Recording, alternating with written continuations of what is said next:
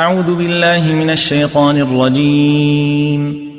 پناہ مانگتا ہوں میں اللہ کی شیطان مردود سے۔ وَإِذَا جَاءَهُمْ أَمْرٌ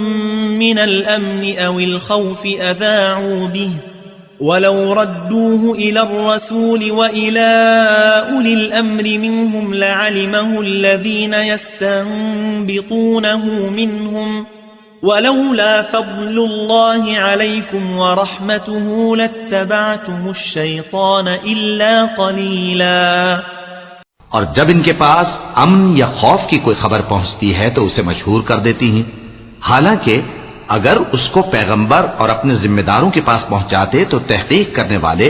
اس کی تحقیق کر لیتے،